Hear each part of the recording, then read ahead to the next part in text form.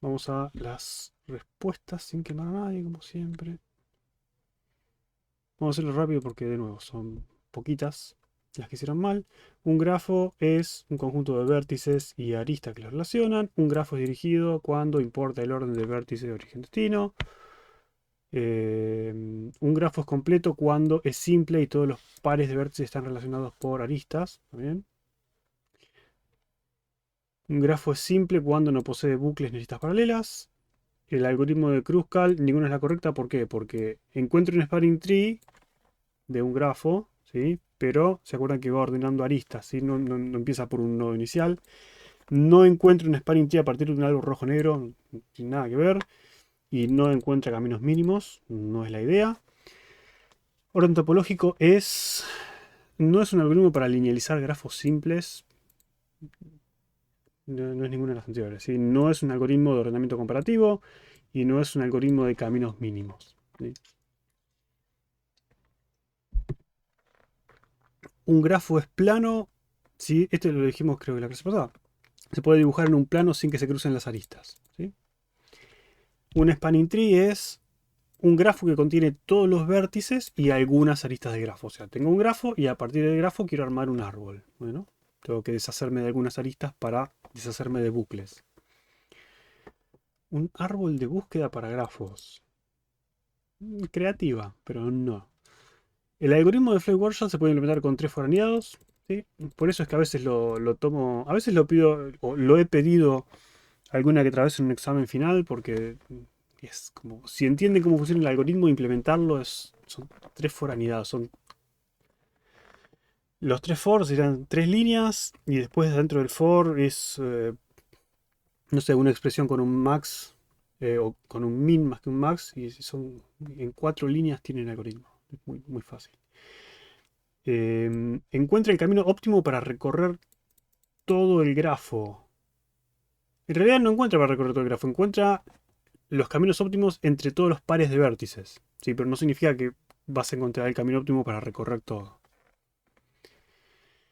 Y la densidad de grafo nos da información acerca de la proporción existente entre cantidad de aristas y vértices.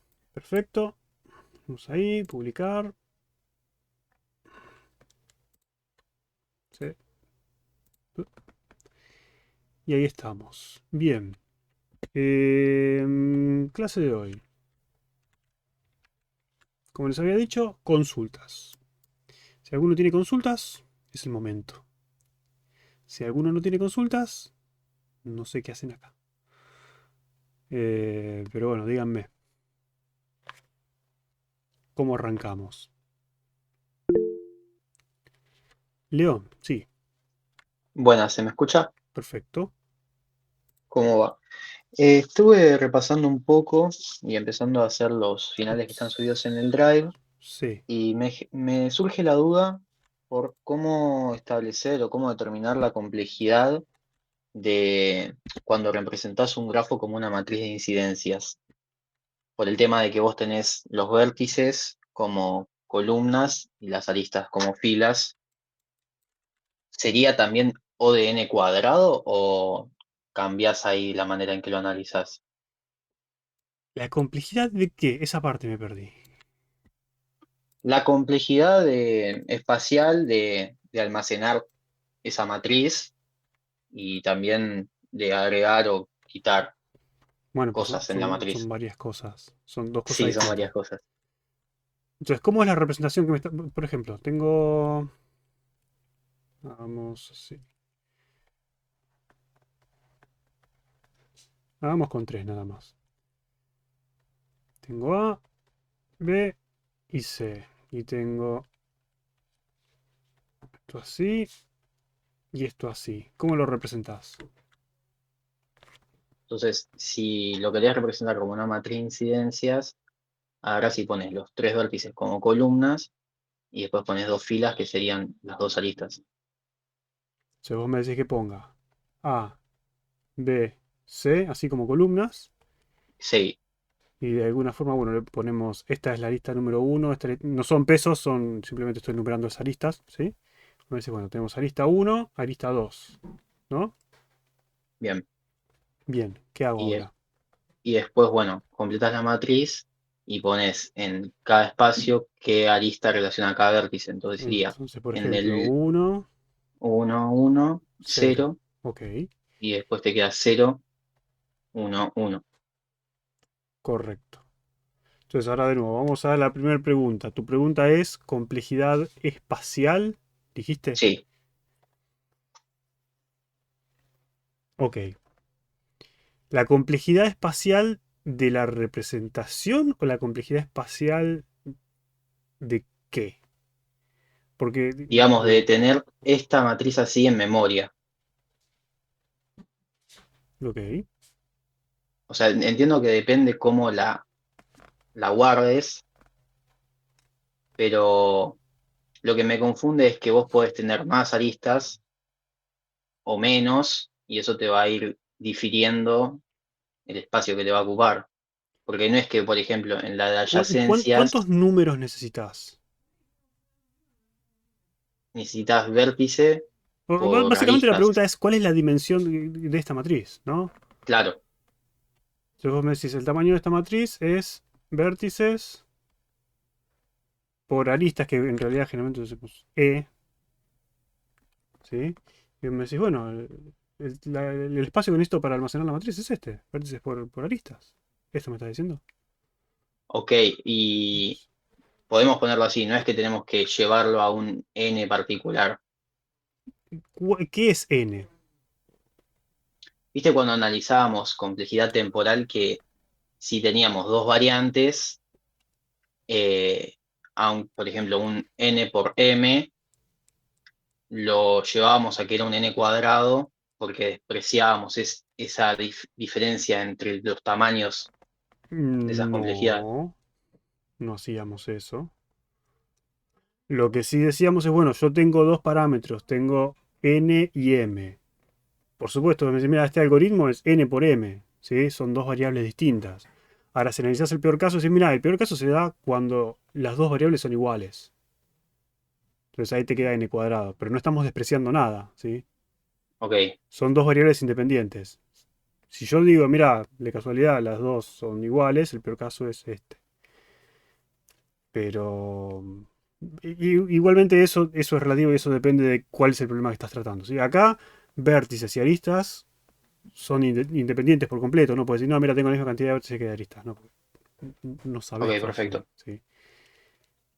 Y en el caso, por ejemplo, que me acuerdo de esto lo habíamos hecho en el caso cuando buscábamos, dijimos, vamos a buscar, o por lo menos tengo te recuerdo que lo hicimos, dijimos, tengo un algoritmo que recibe un string y estoy buscando una palabra dentro de ese string. ¿Cuál es el peor caso? Y el peor caso es que justamente esté buscando, creo que habíamos dicho eso, que la longitud de las dos cosas sea la misma, porque como yo, mi algoritmo recursivo no tenía forma de ver las longitudes, yo tenía que ir comparando, entonces, bueno, ese era el peor caso. Pero bueno, era para ese caso particular, no es que despreciamos nada, sino que decimos, bueno, para este caso lo peor es que pase esto, porque tenés que llegar hasta el último elemento.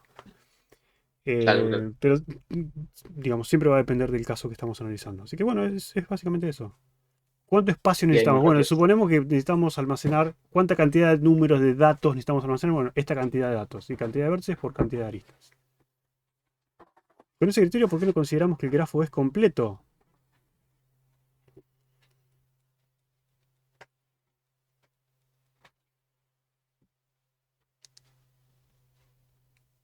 ¿En qué te cambia eso? Acá.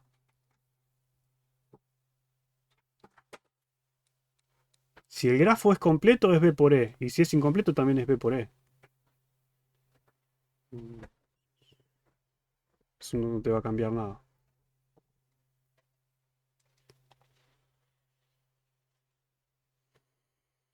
Lo que si vos llegas si pudieras encontrar, que seguro que existe, una relación y decir, mira, si yo digo que el grafo es completo en el peor de los casos, la cantidad de aristas que voy a tener de alguna forma está relacionada con B, entonces esto te va a quedar algo que es en función de B nada más.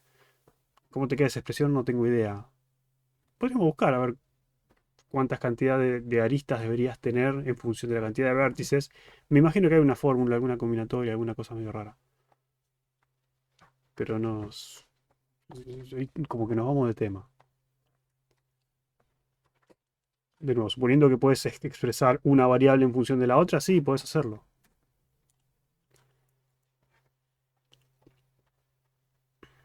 Y después sobre complejidad temporal. Sí. En el caso de quitar, vos podrías decir que mantenés el tamaño de la matriz, pero usás cierto espacio que sacaste.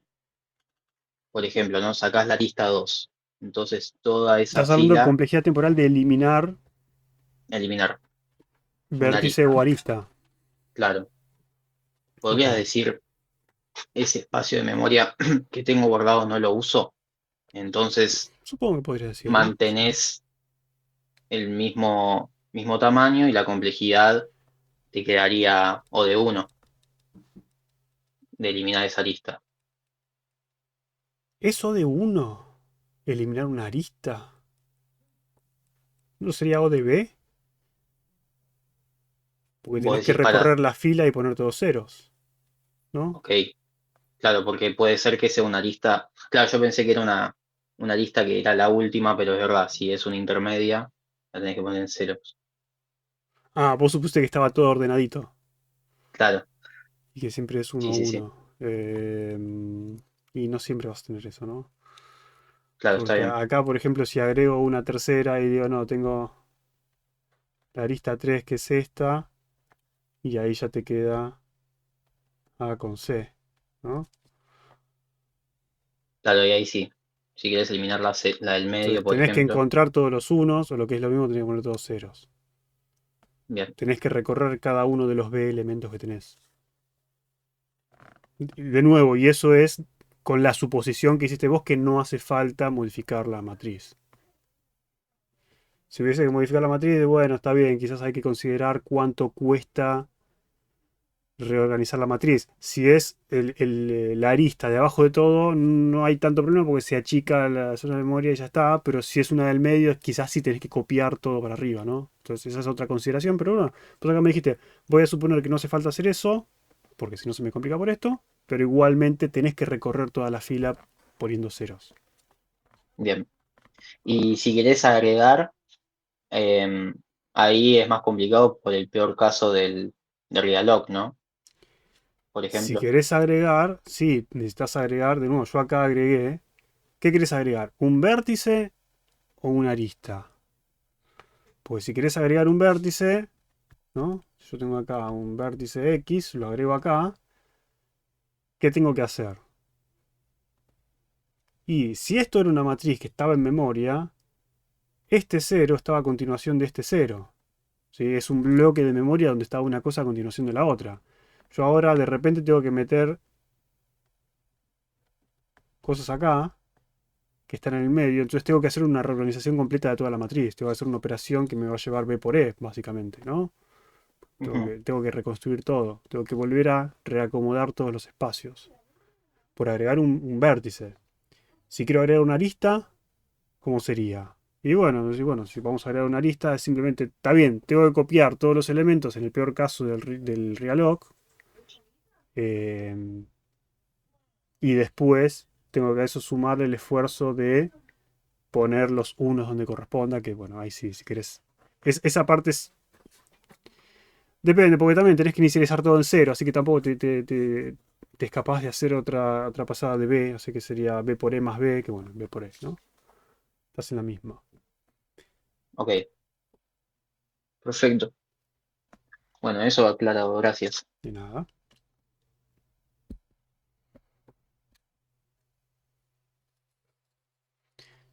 Bien. ¿Alguien más tuvo algún problema con algún... estuvieron mirando finales del cuatrimestre pasado? Deberían estar subidos.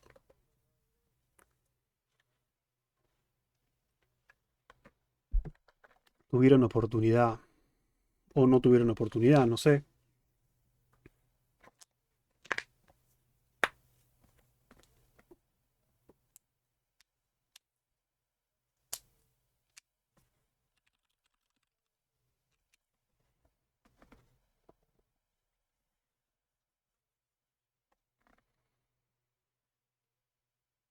Esto es fácil. Ustedes ya saben cómo es. Si no hay consulta, nos vamos. ¿Cuáles serían las ventajas y desventajas de las tres formas de representar un grafo? Y decime vos, no te voy a tirar la respuesta. Sé como tu compañero que digo, bueno, mira, se me ocurre que puede ser esto, se me ocurre que puede ser lo otro. Acá qué ventaja y desventaja te ventajas y desventajas tenés?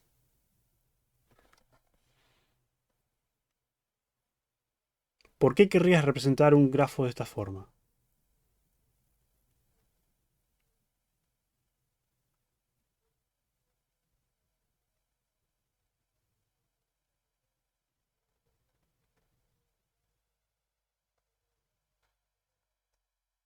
¿A quién se le ocurre? O sea, yo creo que depende para qué lo vayas a usar, ¿no? Pero No, en sí, esta obvio. representación tenés en una fila directamente todos los vértices que relacionan esa lista. Ok. ¿Y si lo miras al Entonces, si vos revés? necesitas, ¿cómo?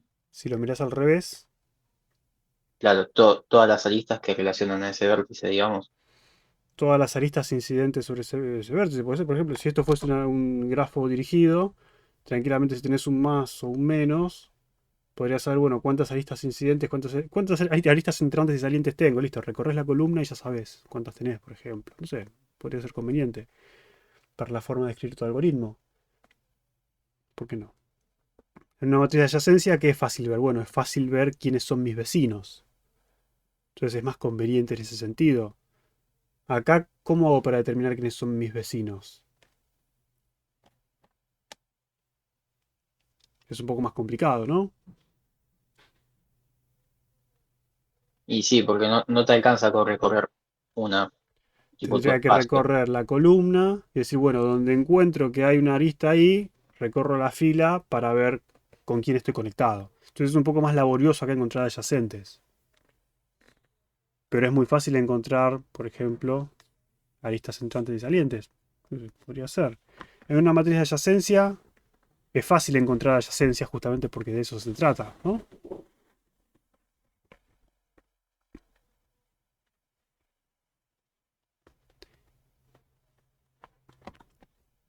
Ahora, dependiendo también de las características del grafo, por ejemplo, si yo tengo un grafo, eh, un grafo que es muy denso, y generalmente me conviene más la representación como matriz de adyacencia que como matriz de incidencia. Porque si yo tengo una matriz que es un grafo que es, de nuevo, completo, muy denso, voy a tener un montón de aristas, ¿sí? Y en cambio en la adyacencia, también tengo una matriz, tengo muy poco espacio desperdiciado, porque la matriz va a estar casi llena, ¿no? Casi no voy a tener ceros ahí, ¿sí? Ponerle que sea full completa, bueno, en la diagonal nada más. En cambio en la matriz esta no, porque voy a tener un montón de ceros por todos lados. Es un poco mejor la otra representación, ¿sí?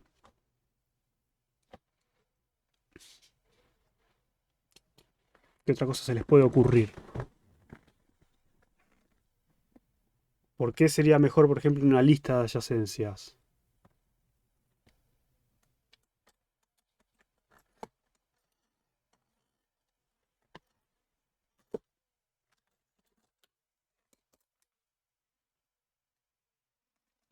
Quizás por las complejidades de agregar cosas. Por ejemplo, un vértice, agregas un índice en tu lista, Ujú. no tenés que recorrer toda la matriz como ahí. Claro, si agregas un vértice, ¿sí? Como decís vos, simplemente agrego un elemento a la lista y si todavía no tengo arista, ya está, no tengo ninguna adyacencia. Agregar una adyacencia, ¿cómo es? Y si es dirigido, por ejemplo, es facilísimo porque vas al vértice saliente que corresponde, agregás la adyacencia y ya está. No tenés que reorganizar toda la matriz, no existe eso, ¿sí? Sí, Encontrar los vecinos es directo. ¿Por qué? Porque vos tenés una lista, justamente tenés la lista con los vecinos. Entonces, listo, ya está, ¿sí? Entonces es mucho más conveniente en ese sentido. Como lo hicimos la clase pasada, bueno, últimamente lo hicimos en Python, que bueno, hacemos una lista que adentro tiene listas y ya está. Es muy fácil ver cómo agregar y quitar cosas de ahí. Entonces, para trabajarlo, quizás a veces es más conveniente esa representación. Quizás es un poco más difícil decir, no sé, qué información, qué cosa me gustaría hacer. Por ejemplo, ¿qué representación nos serviría para hacer? Cualquiera nos sirve, ¿no? Pero si yo le digo, no sé, Hagan un algoritmo de prim. ¿Qué representación les parece que les sería más útil?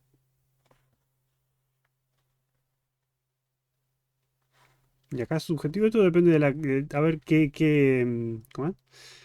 ¿Qué justificación me ponen? ¿Qué representación usarían? Tenemos acá preguntas de final con eso. Creo que no-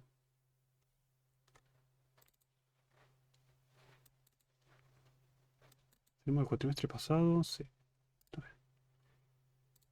¿Qué se les ocurre?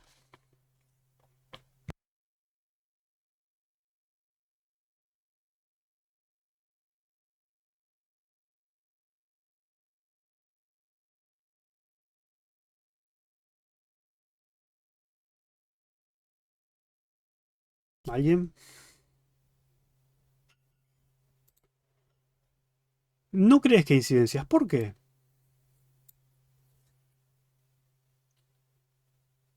Porque vos necesitas todos los vértices primero y después vas a ver los adyacentes a algún vértice y ahí los vas a ir juntando. Entonces, si necesitas primero ver los adyacentes, no sé si te serviría.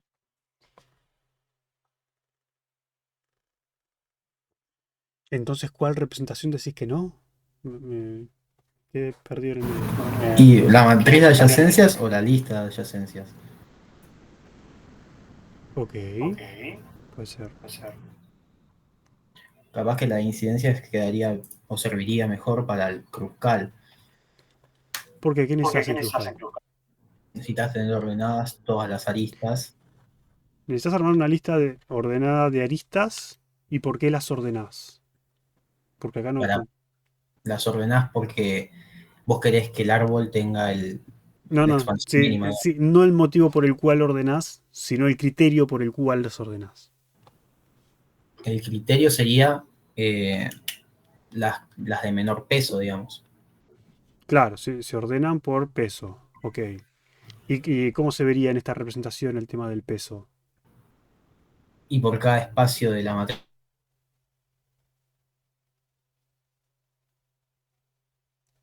¿Se me cortó a mí o se le cortó a él?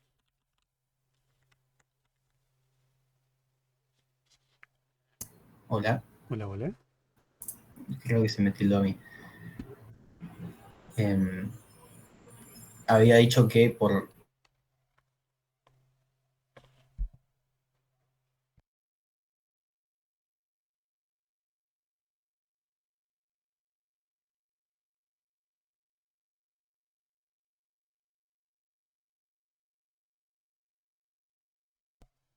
¿Se le perdió de nuevo?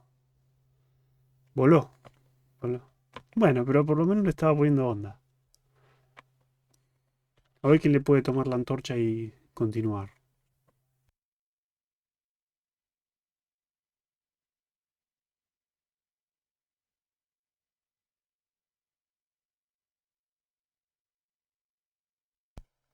A nadie se le ocurre nada.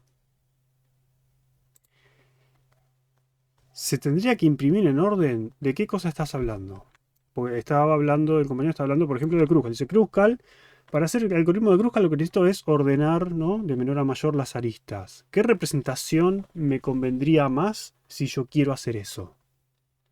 ¿Existe alguna conveniencia con alguna de las representaciones o son todo lo mismo?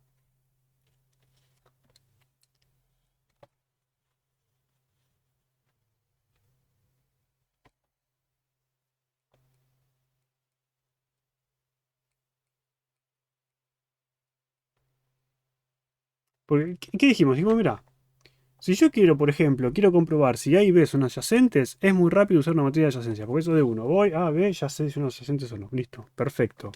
Quiero saber quiénes son todos los adyacentes, ¿cuál me conviene? Y en matriz de adyacencia también puede ser, porque recorres la fila. Olvidémonos de los grafos dirigidos, que es lo mismo, pero distinto. Recorro toda la fila y yo ya sé, por ejemplo, quiénes son mis vecinos. Lo mismo con la lista de adyacencias. Aunque bueno, hay una diferencia, ¿no? La diferencia es que uno es una matriz, el otro es una lista. Dijimos que en la lista me conviene, me es mucho más fácil, por ejemplo, agregar y sacar cosas que en una matriz. Pensé que estaba respondiendo a qué implementación me conviene para hacer una función de impresión. No, estábamos hablando de Cruzcal. De cuál me conviene para usar Cruzcal, por ejemplo. En Cruzcal, lo que te estaba diciendo León es, en Cruzcal necesito obtener un listado con las aristas ordenadas de menor a mayor, por ejemplo. Necesito esa información. Pero necesito más que esa información, ¿no? Hola, sí, se me había ido el wifi. Sí. También necesitas qué vértice relaciona a esas aristas que tenés ordenadas para después ir juntando en una componente conexa y que se te arme el árbol. Entonces yo creo que vos podés recorrer cada arista, o sea, cada fila, entonces ahí sumás, por ejemplo, la fila 1 tiene este peso, la fila 2 este otro, y ahí las podés ordenar, y después cuando querés saber para juntar vértices del grafo, decís, bueno, la 1 ya sé qué vértices juntaría. Entonces por eso creo que serviría la incidencia. Podría ser. Sí. En definitiva, como les dije, ¿no? Para implementar un algoritmo dado pueden usar cualquier representación, pero bueno, después tienen que analizar. A veces no es tanto por el algoritmo, sino también es por los datos, ¿no? La representación que se termina usando. Porque como les dije antes, che, mis grafos son muy densos. Bueno, ¿sabes qué? Para cargar memoria te va a convenir mucho usar una matriz de adyacencia, porque si el grafo es muy denso, es la mejor representación posible.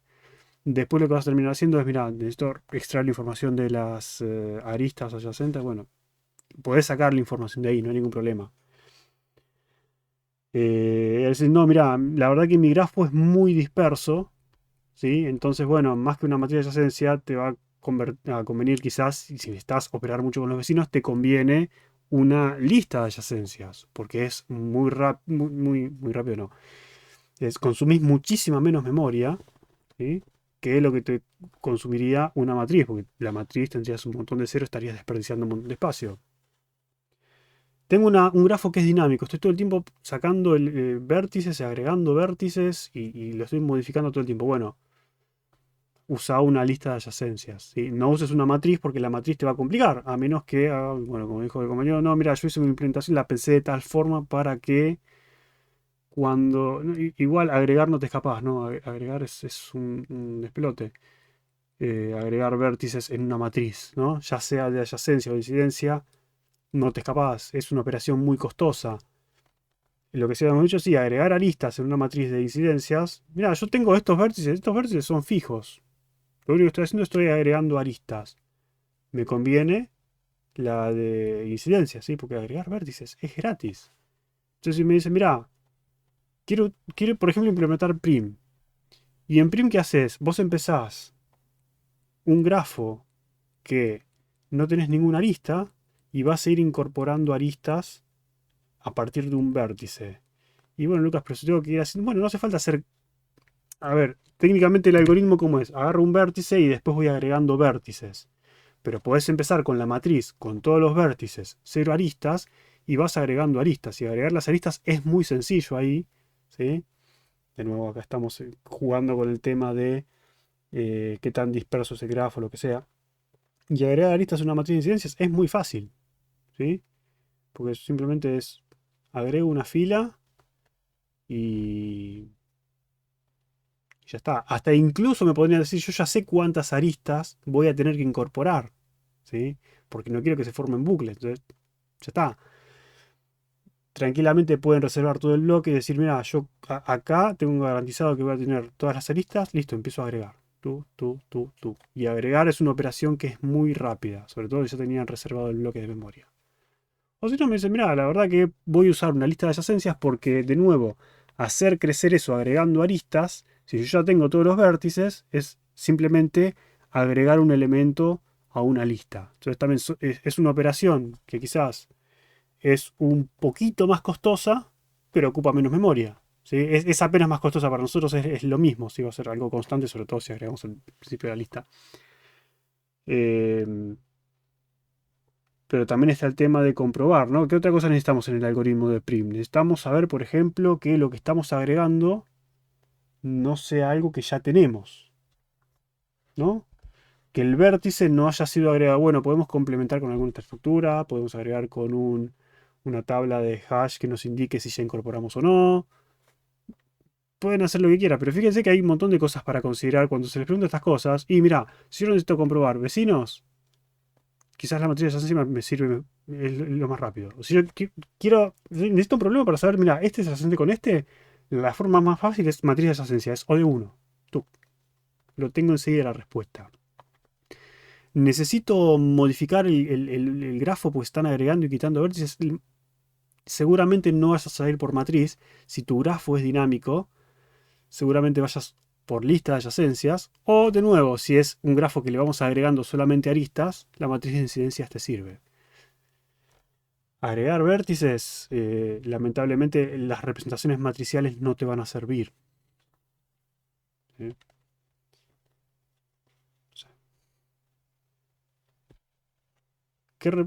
Pensé que estaba respondiendo qué implementación me conviene para hacer una función de impresión. Ahí ya no sé ni qué significa eso. Pero de nuevo, ¿qué información querés imprimir de tu grafo, por ejemplo? No sé. ¿Querés dibujar el grafo? Si querés dibujar el grafo, significa que sí o sí vas a tener que dibujar todas las aristas. Y ahí ya te conviene más una matriz de incidencia o te conviene la lista, ¿no?, de adyacencias. Para no tener que andar recorriendo cosas que sabes que no hay nada. De nuevo, siempre está el asterisco de ahí, Lucas. En realidad mis grafos son enormes y son muy densos. Bueno, si son enormes y son muy densos, siempre vas a terminar siendo la matriz de adyacencia. ¿Sí? O sea, no es que existen varias representaciones porque sí. Es porque a veces para cierta aplicación necesitas utilizarla. Yo siempre voy volviendo al tema de, bueno, tenés un grafo muy denso, matriz de adyacencia, porque justamente es por eso que se usa, ¿no? Eh, en especial si solamente me interesan adyacencias, ¿no? Porque no voy a ser tan matemático. A veces en los libros leen esas cosas y dicen, che, pero esto cómo lo hago.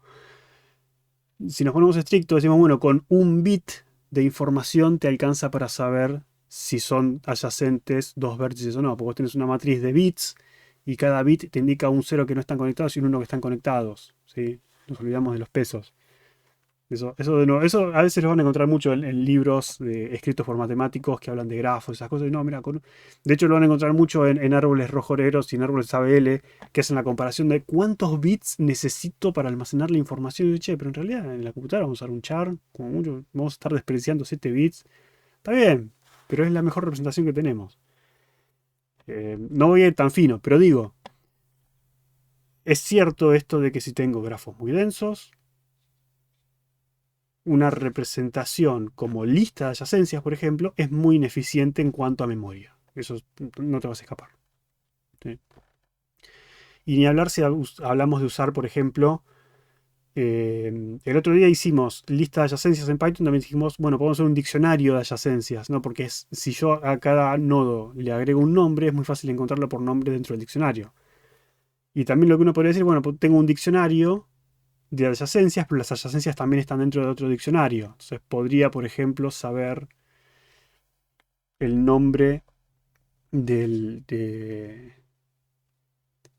vértice destino al vértice adyacente con un peso, por ejemplo. Y eso es más ineficiente en espacio todavía. Es muy fácil de usar en código, ¿no? Porque es dos accesos o de uno. Ya tengo enseguida cuál es el peso entre esas aristas. Pero en memoria es muchísimo más ineficiente que una matriz. Y de nuevo, si vamos a problemas muy grandes, no me sirve.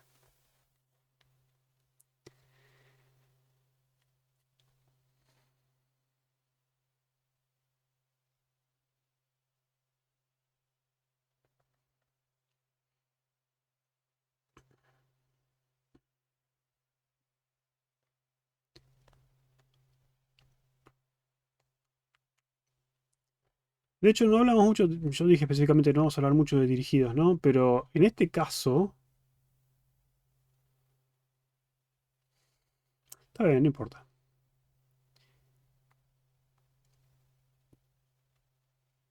O quizás sí importa.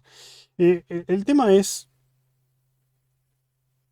así de lo que vamos hablando, no sé la impresión que les queda a ustedes, pero dice, bueno, si mi grafo es dinámico y voy a tener un zoom de código, generalmente voy a hacer una lista de adyacencia. Entonces, la respuesta es generalmente sí. Pero ¿qué otras consideraciones puedo tener? Por ejemplo, y mira, si tenés una lista de adyacencias, yo acá lo estuve diciendo como, bueno, busco bivértice y agrego una adyacencia. Pero en realidad no es solo eso, ¿no? Porque si mi grafo no es dirigido, tengo que insertarlo en dos lugares distintos, ¿no? Porque de A a B tiene que ser lo mismo que de B a A. Entonces tengo que insertarlo dos veces. Eh, entonces es mucho más fácil esa representación también cuando es dirigido, ¿no? Pues yo de A a B, listo, de A a B, inserto una sola vez. En cambio, en una matriz así de incidencias, inserto la línea y ya está. Tengo ida y vuelta. En fin, esas cosas. De nuevo, si tienen algún problema en particular que quieran resolver, específico de algún final, lo podemos ver, están disponibles. Y lo respondemos.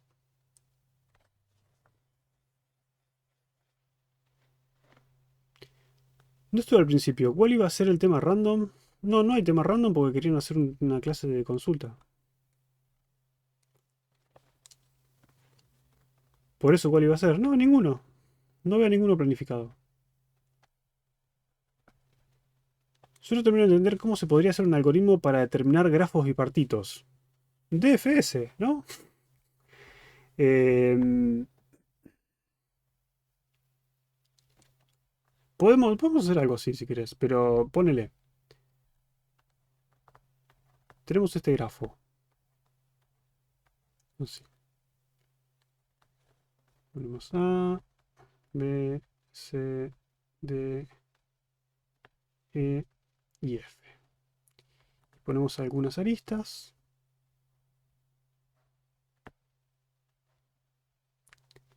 En particular, bipartito debería ser fácil. Porque, ¿qué dijimos? ¿Cuál es la definición de bipartito?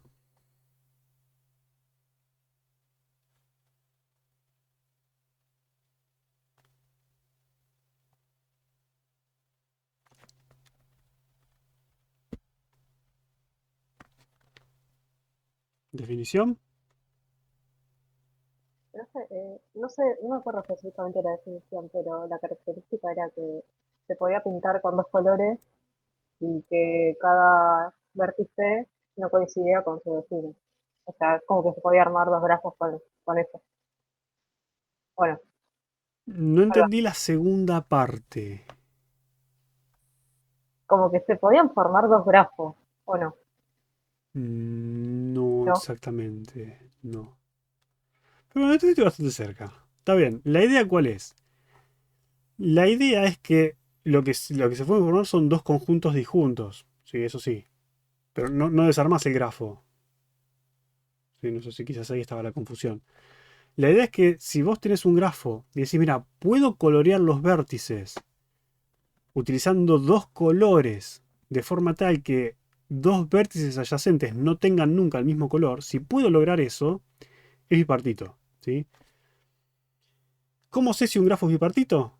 Bueno, intento colorearlo. ¿Sí? Entonces vengo acá y digo, mira, voy a colorear este de verde. ¿Sí? Utilicemos un recorrido, DFS por ejemplo, que es muy fácil de implementar. Vengo, marco como visitado, lo pinto. Voy al siguiente, lo marco como visitado, lo pinto del otro color. El próximo que visite, vecino de este, sí o sí tiene que ser verde, ¿no? ¿Por qué? Y porque azul no puede ser, porque yo soy azul, si mi vecino no puede ser azul. Entonces venís acá y continúa el recorrido y decís, bueno, verde. Lo marcas como visitado. Siguiente, venís acá, tenés que alternar de nuevo el color, lo pongo azul. Siguiente, ¿qué hago? Visito al vecino, vengo para acá, tengo que alternar color, lo marco de verde. ¿Sí? Ahí te fijas, ¿tenés más por recorrer? No, porque no tengo vecinos sin visitar. ¿Sí? Entonces, ahí está, te fijas, mira, los vecinos ya están visitados y son azules. Genial, no hay ningún problema. Ahora, como esto es DFS, termina acá, va a volver y dice, ah, tengo AF. ¿Tengo cosas para recorrer todavía? Sí. Y de nuevo, estaba pintando de color azul tengo que pintar mi vecino de verde. Acá, verde. Listo, me pinto de verde. ¿Tengo más vecinos por recorrer? No, los vecinos que tengo ya están recorridos, pero por lo menos uno de mis vecinos es verde. ¿Qué significa eso? Y el grafo no es bipartito. ¿Sí? No va a haber forma de colorear esto alternando colores de manera tal que no se toquen los colores iguales. ¿Sí? Entonces simplemente vas recorriendo y vas coloreando, nada más. Si vos terminaste el recorrido y pudiste colorear todo y no se tocaron los colores, ya estás. Ok, entonces digamos, vos al terminar, o sea, al terminar de visitar ese vértice, revisás sus adyacentes para ver que no se repita con el color actual, digamos. Ujú. Ok, sí, gracias. De nada. Fíjate que si no hubiese existido esta lista, estábamos bien, ¿no? Si esta lista no existía, decía, no me queda nada por recorrer, mis vecinos ya están, son verdes, vuelvo. Y a este le queda por recorrer lo pinta de azul.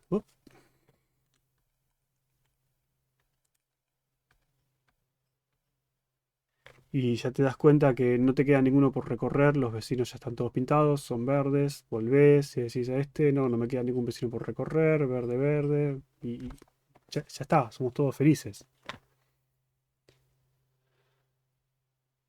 Es así. Digo, de nuevo, podría haber sido cualquier recorrido, pero DFS es lo más conveniente, ¿por qué? Porque vas justamente recorriendo vecinos directos, entonces es muy fácil decir, ah, yo estoy recorriendo acá, el próximo paso, si este paso es color 1, el próximo paso es color 2. Y si este paso es color 2, el próximo paso es color 1. Entonces es muy fácil ir alternando. Con un BFS sería casi imposible, ¿no? Porque no sé si imposible, quizás se puede. Sí, con un BFS también se puede, ¿por qué no? Pero de nuevo, el recorrido es un poco distinto, ¿no? Porque el BFS vos arrancás por acá y decís, bueno, tendrías que ir guardando tu información quizás desde dónde viniste, o habría que pensarlo, no creo que sea tan difícil. Decís, bueno, verde. Supongo que cuando encolás estos dos, decís, bueno, encolo estos dos potencialmente como azules. O quizás ya los coloreás ahí cuando los encolás, ¿no?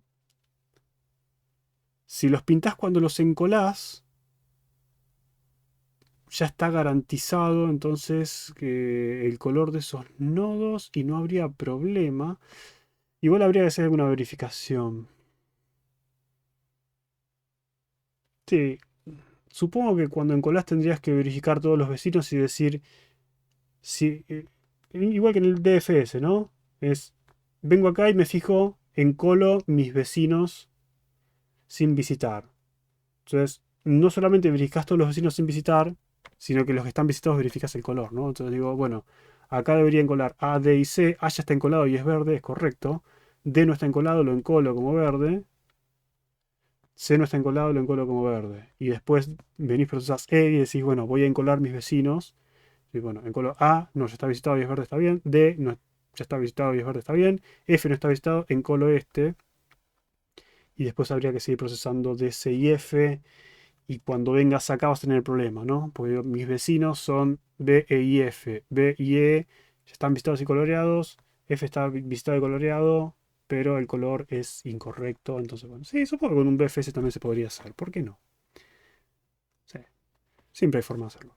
Pero ahora vamos a tu consulta, Timoteo, pero la cosa es, para dejar cerrado esto, si esto no hubiese existido, esto me hubiese quedado azul, ¿sí? Y entonces el tema de los conjuntos, ¿cómo es? Es, yo puedo dibujar este grafo de forma tal que voy a tener dos conjuntos, acá justo me quedaron 3 y 3, Podría haber sido 3 y 2, por ejemplo, no hay problema. Y son dos conjuntos disjuntos, B, E y F. Y la característica es que no hay aristas. De nuevo, estos son conjuntos. Este sería un conjunto. Este sería otro conjunto de vértices, ¿sí? Y no debería haber ninguna arista que una elementos del mismo conjunto, ¿sí? Entonces A con B, después tenía A con E, después tenía D con B, D con F, D con E, y después tenía C con B y C con F, ¿sí? Es el mismo grafo, dibujado de otra forma, pero de alguna forma puedo separarlo en dos conjuntos distintos, ¿sí? Y de nuevo, no hay aristas entre elementos del mismo conjunto. Ese es el tema de los conjuntos, de eso de dividir el grafo en dos, ¿sí? Que supongo que quiso decir Nadine, bueno, no estamos, no estamos generando dos grafos distintos, ¿sí? Es un solo grafo, lo dibujamos de otra forma, pero claramente son dos conjuntos distintos. Consulta, lo de los tres teams y los cuestionarios en grupos por Kahoot que figura en la página quedó afuera por algún motivo este cuatri. Quedó fuera el cuatrimestre pasado en realidad. Porque lo que hacíamos antes era los cuestionarios eran optativos. ¿Sí? Eran Kahoots optativos. Y, y cada uno de los alumnos estaba asignado a un equipo. ¿Sí? Entonces al final del cuatrimestre veíamos cuál era el equipo ganador. Y a veces había premios según el cuatrimestre. Pero bueno, en algún momento sucedió hace un par de cuatrimestres que el departamento dijo, no, ¿cómo hacemos? Porque la calidad de los alumnos está bajando. La típica de siempre, ¿sí? El problema es que llegan a TDA y caen como moscas. Porque si no, los pibes no entienden nada, no saben escribir un algoritmo, no sé qué cosa. ¿Cómo hacemos? Y una de las propuestas del departamento fue, bueno, agreguemos cuestionarios obligatorios. Que no sé si fui el único que tomó la sugerencia y lo implementé. No sé los otros cursos si lo están haciendo o no. No importa, digamos. Nosotros lo hacemos acá, nada más. Y por eso se cambió, bueno, dejamos de hacer Kahoot optativo, hacemos cuestionarios obligatorios. Hay que retomar eso del Kahoot. Pero es importante la nota. El tema es de nuevo, si es optativo, la gente más o menos se prende y ya está. Si es obligatorio, tiene que sí o sí estudiarlo. Y bueno, es lo que hay. Podríamos igual. Supongo que se podría igual actualizar el puntaje en base a la gente que aprobó los cuestionarios y con qué puntaje. Se podría hacer algo de eso. Bien.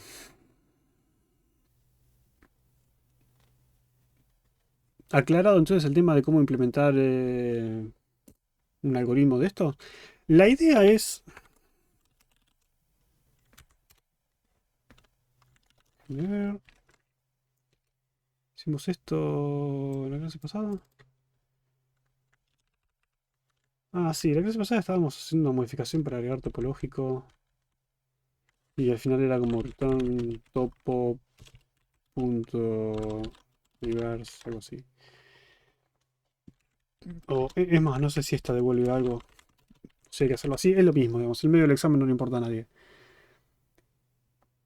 Pero esto de nuevo, esto es, hicimos un DFS y dijimos, bueno, ¿cómo vamos a adaptar el DFS para hacer un orden topológico? Listo, así, ¿sí? ¿Cómo hacemos un DFS para ver que sea bipartito? Lo mismo, ¿sí? Podríamos tener en vez de visitados, o sí, ponemos un visitados así y decimos acá, por ejemplo, color. Entonces visitados igual color. Que en realidad, sí, yo qué sé, color. Color podemos decir que empieza en color, podemos hacer 0 y 1, podemos usar nombres, lo que sea. Pero digamos, empieza en color 0. Y la próxima vez que hace el DFS recursivo, le pasamos color 1 menos color, ¿no? Entonces esto va a ir, debería ir alternando entre 0 y 1, ¿no? Si el vecino no fue visitado, lo visitamos. Y si el vecino ya había sido visitado, tenemos que verificar, ¿no? Tenemos que verificar si el color del vecino, if visitados de vecino, distinto de uno menos color, ¿sí? Acá tenemos un problemón, ¿no? Y ahí, bueno, ahí tenemos la condición para decir esto. Llegamos acá, no es bipartito, ¿sí? El topológico no está más. Pero un poco la idea es, bueno, después habría que ver cómo finalizamos el algoritmo, pero la idea es, topo eso, ¿no? Podría tener algo así, ¿sí? Tengo un diccionario de visitados. En el diccionario de visitados, en vez de poner visitado true o false, simplemente pongo el color. Entonces, arranco acá, digo, a hacer un DFS recursivo. Acá porque estamos usando el grafo keys, bueno, acá no importa, si usamos el diccionario sería así, pero si no usamos el diccionario, acá sería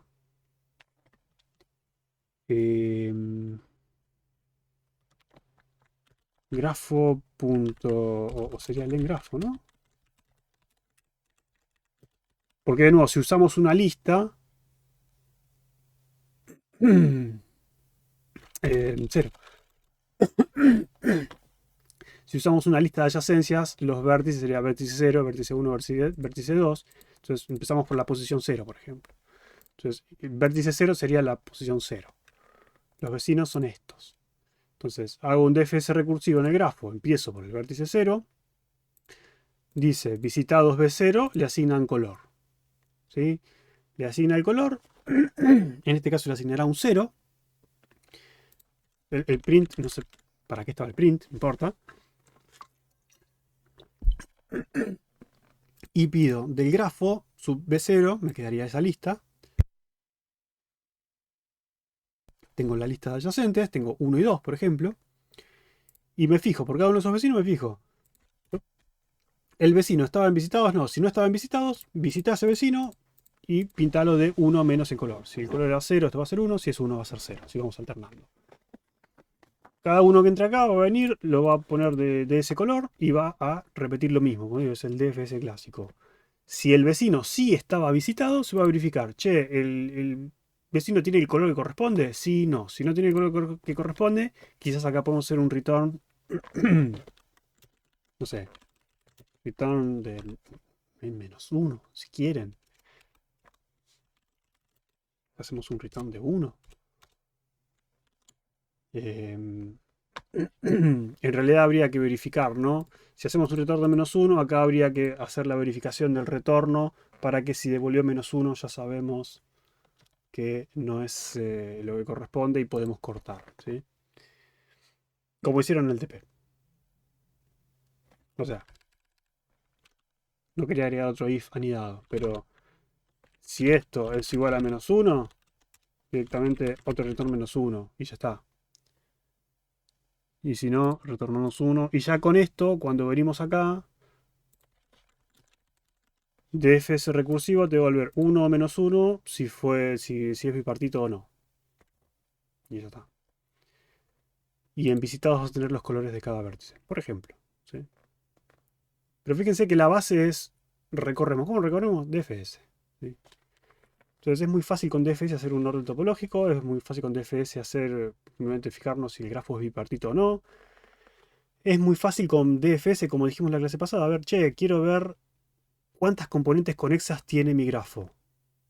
¿Sí? Entonces, ¿cómo hacemos? Bueno, adaptamos el DFS ¿para qué? Para simplemente hacer un recorrido completo. Igual que antes, podemos marcar los visitados y al final nos fijamos, che, la cantidad de visitados.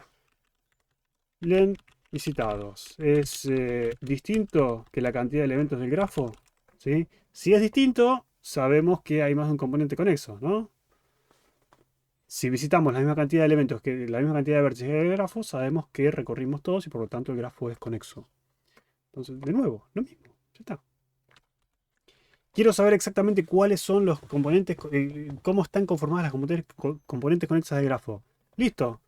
Cuando salís acá, visitados va a tener cuáles son los vértices que ya visitaste. Entonces, ese conjunto de vértices es una componente conexa, si es un subgrafo, si quieren.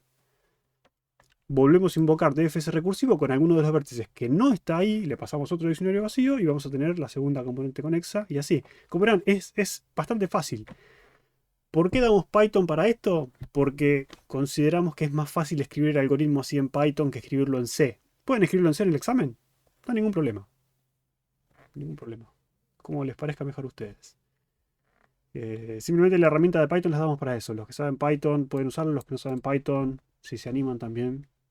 Y les va a salir mucho más rápido el ejercicio porque es mucho más corto. ¿Sí? Bueno, me desvié.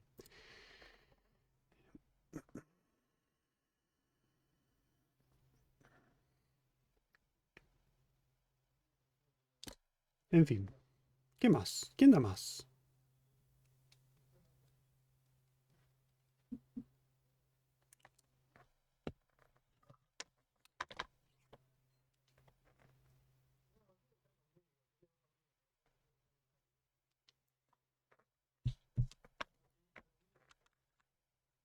¿Alguien? ¿Algún voluntario? Si no hay más dudas, yo contento. ¿Sí? Yo termino mi día.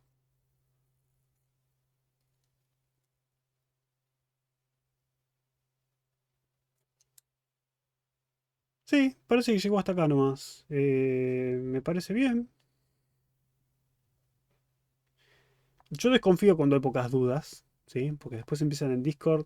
Típico, es jueves de entrega, se termina la clase de consulta, no, no hay más consulta, no hay más consulta. Y después, una hora después que termina la clase, empiezan a llover las consultas en Discord. ¿Cuándo se sube esta clase a YouTube? La puedo subir hoy. Lo que nos perdimos con el tema extra, sí, no sé, yo qué sé. Hay temas extra, pueden mirar el cuatrimestre pasado, por ejemplo, otro cuatrimestre, lo mismo. ¿Cuántos alumnos tienen que rendir el recuperatorio al final? ¿Qué recuperatorio? ¿El segundo recuperatorio?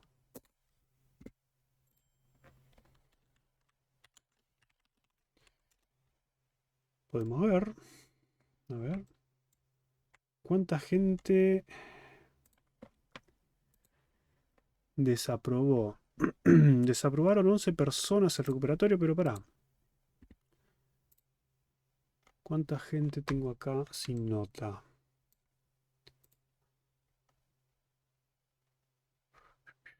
¿Cuánta gente tengo, por ejemplo, así?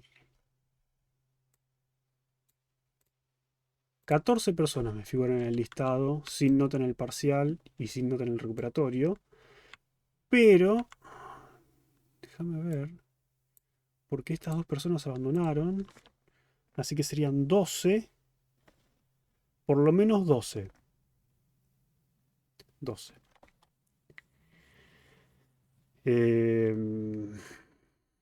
Después no sé qué pasó con esta persona que no se presentó al recuperatorio, quizás no podía. Y bueno, no me fijé quién abandonó en TP2, eso todavía no lo pasé. Tengo estos dos que abandonaron el hash y dijeron, no, no quiero entregar el hash. Sí. Sí, es la primera vez que tenemos tanta gente en el segundo recuperatorio. Sí. Generalmente, creo que la cantidad máxima que tuve en el segundo recuperatorio fueron 4 personas o algo así. Sí, sí, sí, sí, sí. Es más, de hecho, otro cuatrimestre que me dijeron, no, no vamos a tener clase, esta clase, la usé para tomarle orales a la gente que iba a segundo recuperatorio y bueno, les tomé un examen oral en vez de un segundo recuperatorio. Vi que el TP2 había 2 entregas a último minuto, esos descartados, ¿no? No están necesariamente desaprobados si entregaron bien. Por más que haya sido entrega a último minuto, está bien, no los vine. No, no, no, no, no sé, no sé qué pasó. No tengo idea. Bueno, última chance. Consulta a la 1, consulta a las 2. Yo entregué 10 minutos. No, por eso te digo, vos encima, vos sos medio nerda. Vos va bien. No, no creo que esté desaprobada. ¿Qué tan mal te pudo haber ido? Preguntaron de Sanubot. ¿Qué preguntaron? Consulta random. ¿Cómo funciona Sanubot? ¿Lo hostean ustedes? Sí, tengo una VPS, ahí está hosteado. Sí. Eh, por eso, si se cae o lo que sea, lo reiniciamos rápido. El tema con RPL es que no lo hosteamos nosotros. No sé quién lo hostea. Tenemos un canal ahí de Telegram que, che, está caído y lo levantan. Pero a veces tardan porque la gente también tiene otros trabajos, ¿viste? Yo qué sé. No están dedicados a RPL exclusivamente. Pero el bot sí, el bot no hay problema. Sobre el TP2, ¿cuándo van a dar las notas aproximadamente? Esa es una buena aclaración. La gente que tiene. Esto generalmente pasa todos los cuatrimestres, ¿sí? Hay gente que llega al final y dice: Mira, quiero dar promocional, pero no tengo idea cuál es mi nota del TP2. Y en base a la nota del TP2 voy a promocionar o no. Cuando pasa eso, mi criterio ¿cuál es? Mi criterio es que el alumno no tiene la culpa, ¿sí? Entonces lo que hago es: si vos al momento de presentarte al final no tenés la nota del TP2, pero si suponemos nota máxima en TP2, te daba el puntaje para reducido, puedes dar reducido, por más que no tengas la nota, ¿sí? Después, si tu nota te dio menos y no te alcanzaba, no importa, pero considero que es lo correcto, ¿sí? Si no tenés la nota y con un 2 te hubiese alcanzado, puedes rendirlo. No sé si se entendió. Parece que sí. ¿Y es lo que corresponde o no? En el caso de rendir reducido, ¿cuántos ejercicios son para probar?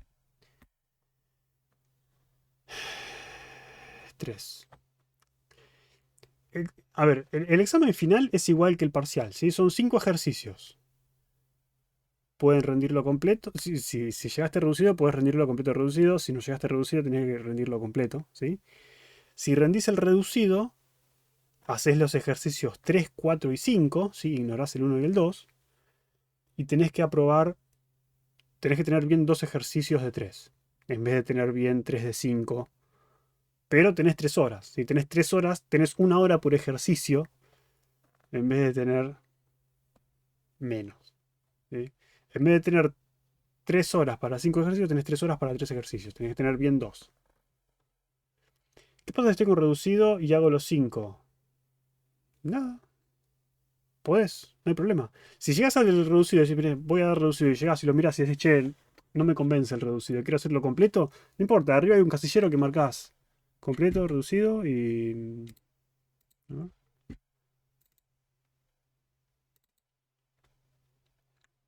Bueno, casillero. Marcás acá, completo, reducido, tachás lo que no corresponde, y decís, bueno, o haces un círculo donde corresponda, y decís: quiero dar completo.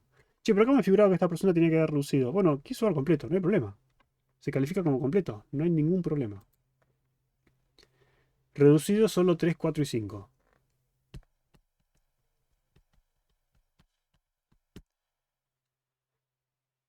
No es que puedes elegir 3, son 3, 4 y 5. ¿Por qué es eso? Porque generalmente puntos 1 y 2 son temas de la primera parte de la materia, ¿sí? Complejidad y sorts y ese tipo de cosas.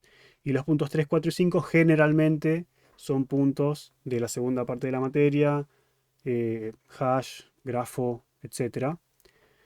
Aunque a veces puede ser que aparezcan cosas mezcladas, ¿sí? A veces puede ser que en los ejercicios 3, 4 y 5 aparezca algo de recursividad o algo de punteros. Eso siempre puede aparecer, ¿sí? Entonces, no se vengan confiados solamente estudiando grafos y hash. Sepan la materia, pero sí, van a tener por lo menos 2 puntos que son de grafo barra hash.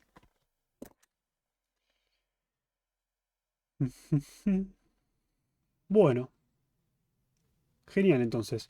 El recordatorio es clase del jueves. Ah, pensé que era 3 de los que yo quiera. Nah. Así podía hacer los 5 y si uno estaba mal, pues compensaba. No, no, no, no, no, no. Si haces los 5 se te califica por los 5. La fórmula es distinta, ¿sí? Distinto. La clase del jueves.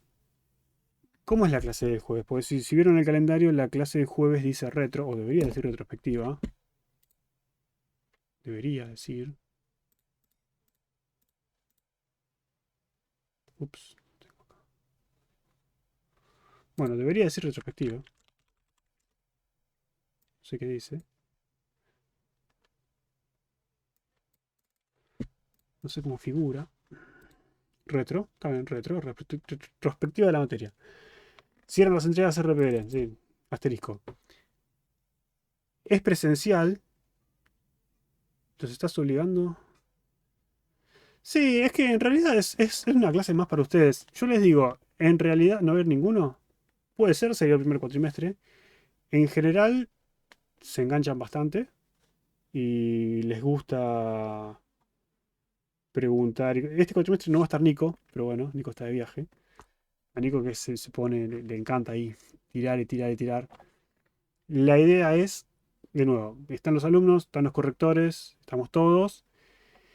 Y es más que nada para ustedes, para darles tips de cómo continuar la carrera, para socializar un rato entre ustedes también, llevar algo para compartir, ¿sí? Llevar galletitas o facturas o lo que sea y comparten entre ustedes, toman unos mates. Eh, y es para eso, es para primero pedirles feedback de la materia, hablar un poco, a ver cuáles fueron los temas que más les gustaron, que menos les gustaron, qué les gustaría que cambiara de la materia, ¿sí? Eh, y después, bueno, hablar de eso, hablar de, che, ¿qué me puedo esperar en tal materia? O cómo es la vida laboral, ¿sí? Por eso digo, a Nico le encanta esa parte de contarles de la vida laboral, de qué esperar en el trabajo, ¿sí? Ese tipo de cosas. Pero tenemos varios colaboradores que están trabajando y que les pueden tirar una idea de qué se trata, ¿sí? Así que bueno, yo les recomiendo que si están por ahí por la facultad y si no están también, se pasen un ratito. Hay que pedirle un video a Nico. Sí, que la tenga grabada para esto es a las... Bueno, pero puede estar levantado, Nico, porque la retro es a las 7. ¿Sí? La arrancamos un ratito más tarde justamente porque hay gente que trabaja, ¿sí? Así que la arrancamos a las 7 para que puedan llegar los colaboradores. Y a las 7 Nico van a ser las 7 de la mañana él. Así que tranqui, se puede levantar temprano y lo conectamos ahí, lo ponemos por Meet, claro. ¿Por qué no? Pero bueno, listo. Dejemos de hablar boludeces. Cortemos acá. ¿No?